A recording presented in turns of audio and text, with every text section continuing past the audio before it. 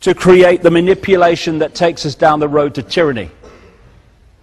And if you look at the Masonic structure, or any structure of any secret society, it's just the same.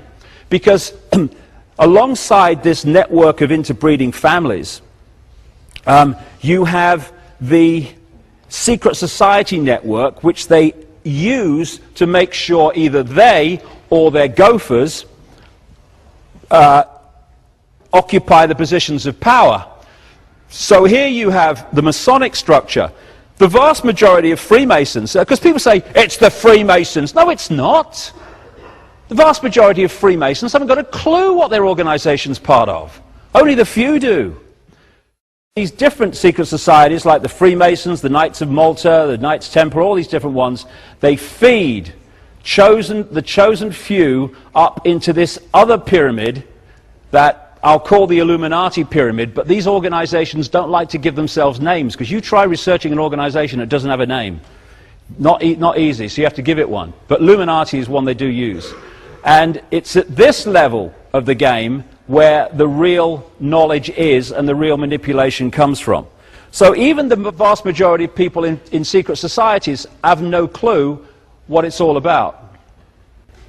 This is Albert Pike, infamous and famous Freemason in America, absolutely almost worshipped by the Freemasonic community in America.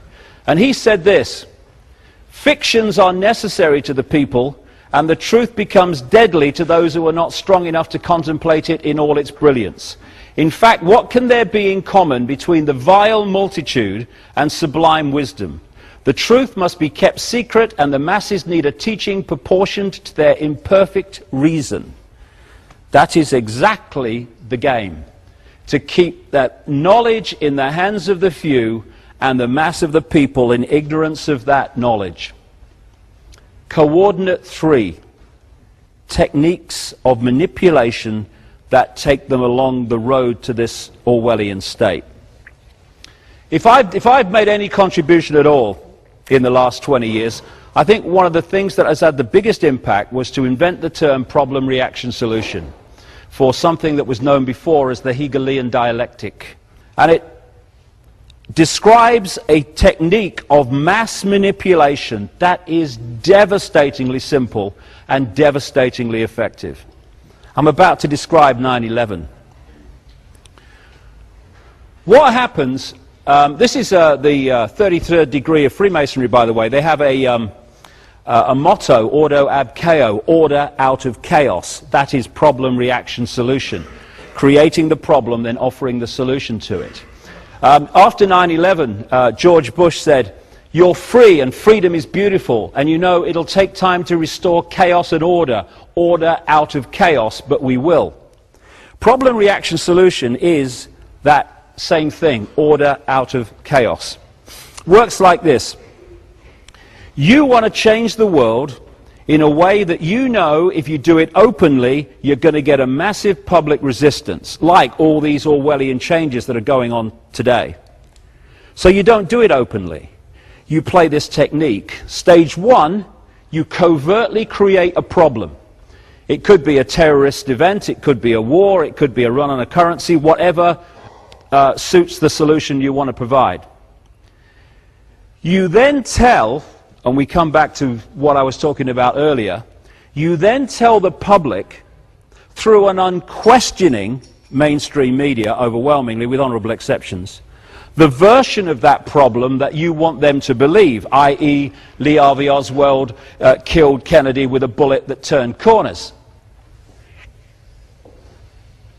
That amazingly efficient, effective terror on 9/11 was orchestrated from some guy in a cave in Afghanistan. Hope he had a mobile phone. You want people to believe, you have to create a false villain to hide the fact that you're really behind it. You want the public at stage 2 to react with fear, with outrage, and words to the effect of, something must be done, this can't go on, what are they going to do about it?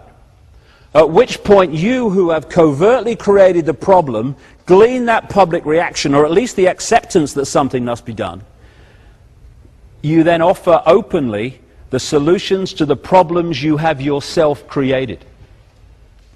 This is why Tony Blair said after 9/11, the world has changed and never will be the same again. It wasn't meant to be the same again. If you look at the two world wars, at the Second World War here, if you look after the First World War, the power in the world was in far fewer hands than it was before the start. We had the first attempt at a global body, the League of Nations. After the Second World War,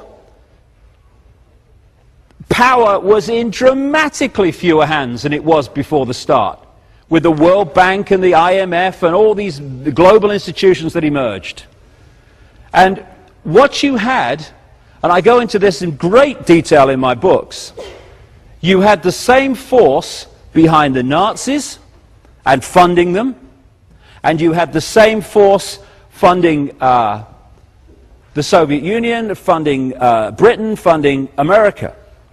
There's a guy, I said in my books years ago that the Bush family, through a guy called Prescott Bush, who is the grandfather of the current president, funded Hitler to a massive extent through a bank called the Union Banking Corporation, which interfaced with the banking and steel empire of a guy called Fritz Thyssen, who was acknowledged as one of the major funders of Hitler. And people just kind of dismissed this and, oh no, can't be. And then a guy came out who is the head of the Holocaust Museum down in Florida, who came out publicly and said, yeah, the Bush family's fortune came from funding the Nazis through Prescott Bush. So you fund both sides, you bring them into a war, and then that changes society forever. And at the end of the war, you say, look, we've had 2 world wars in just a few years here, and the people are tired and in a desperate state, waiting for any solution to this problem. So, what was the solution? An explosion of globally centralized institutions, which today are massively part of the Orwellian state. This is what one of the major Nazis said. Why, of course, the people don't want war? Why should some poor slob on a farm want to risk his life in a war when the best he can get out of it is to come back to his farm in one piece? Naturally, the common people don't want war, neither in Russia, nor in England, nor for that matter in Germany. That is understood. But after all, it is the leaders of the country who determine the policy, and it is always a simple matter to drag the people along, whether it is a democracy or a fascist dictatorship. Voice or no voice, the people can always be brought to the bidding of the leaders. That is easy. All you have to do is tell them they are being attacked and denounce the peacemakers for their lack of patriotism and exposing the country to danger. It works the same in any country and in any generation. Abraham Lincoln said, public sentiment is everything. With public sentiment, nothing can fail. Without it, nothing can succeed. He who molds opinion is greater than he who enacts the laws. Well, if you mold opinion, you can then enact any laws you want. It's all a mind game. Adolf Hitler, Mein Kampf. All propaganda must be so popular and on such an intellectual level that even the most stupid of those towards whom it is directed will understand it. People can be made to perceive paradise as hell and the other way round, to consider the most wretched sort of life as paradise. So it's all a mind game. That's what problem reaction solution is. And there's another version now, no problem reaction solution. Weapons of mass destruction in Iraq.